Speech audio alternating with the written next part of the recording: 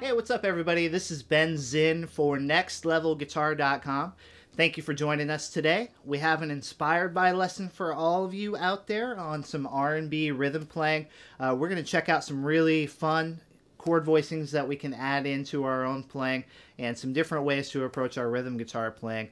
So strap on your guitars and let's check it out.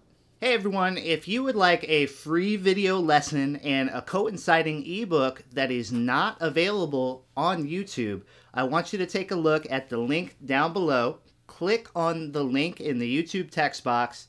What happens if you do that? Well, we're going to send you that free video lesson, that free coinciding ebook with all kinds of chord diagrams, good stuff that you need in your everyday playing, and we're going to send that to you all for free from nextlevelguitar.com. Click on that link and we'll continue on. So today's Inspired by lesson is all about how we can learn some new chord shapes by using our standard bar chord formations as a starting point. We're dealing with a pretty straightforward chord progression today, but we're just approaching it in a slightly different way to create a more unique sound.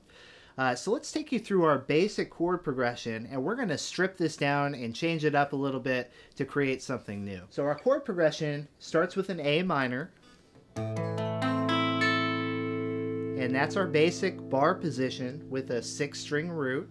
We're going to a D major chord, and this is a pretty common one as well with our root on the 5th string. Then we're going to an F major chord,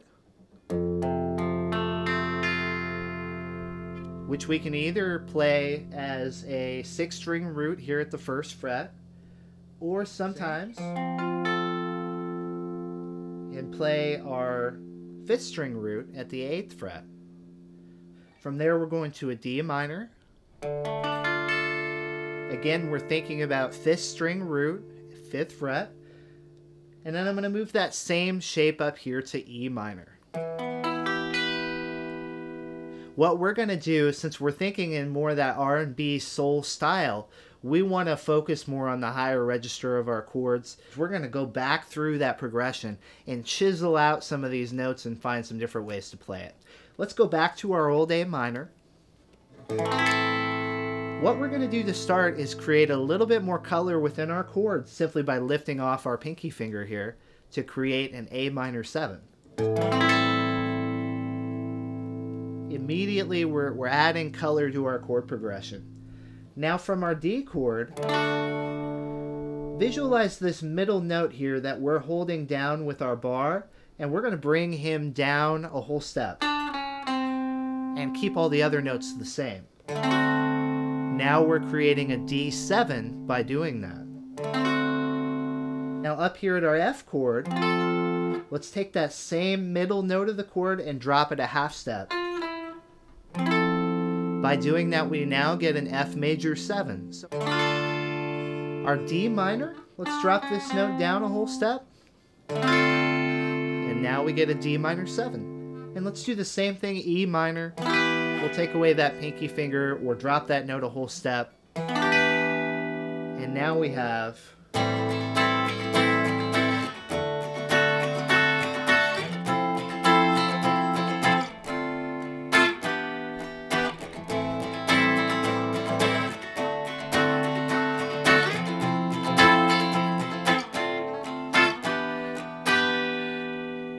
Let's go through that chord progression again and remove some more layers of our onion here.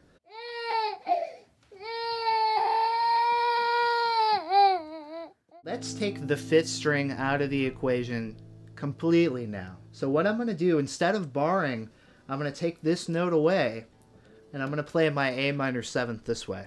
I'm using my 1st finger to block the 5th string, and then I'm fretting all the other notes of the chord. We're just making small changes each time to each chord. Now, last time we played a D7. Let's take this note and move it down to here. And let's take this note and move it down to here. Now, we see the changes that we're making from D7. Now we're at a D9. So we're creating something new each time we go through. our F major 7 that we played here, let's play the same chord, but let's play it in a different part of our guitar. Exact same notes, different position. And our D minor 7 and E minor 7, we'll just leave those the same for the time being. So now we have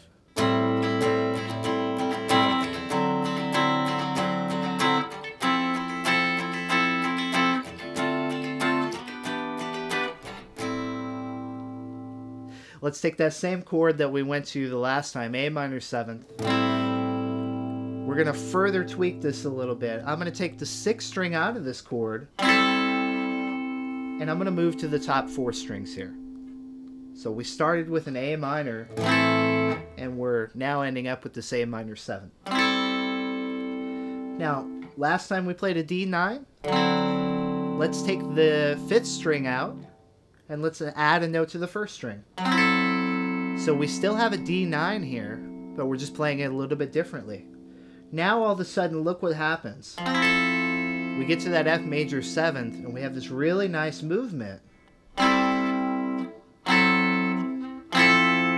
We get this note moving down chromatically.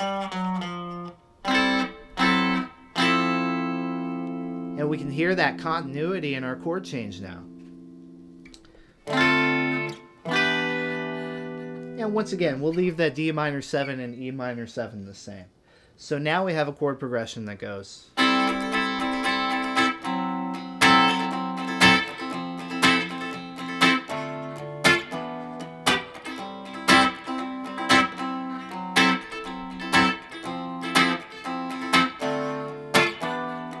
Let's take a look at our rhythmic approach here. Just holding down my first chord, A minor 7th, what I'm going to do is to play a little bit of a gallop rhythm. So applied to my chord.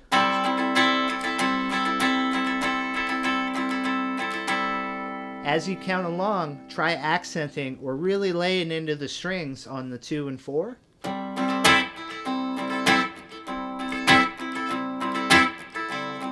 And I also kind of make those staccato too, so we get some nice rhythmic movement within the chords. And just take that pattern through your chord changes now.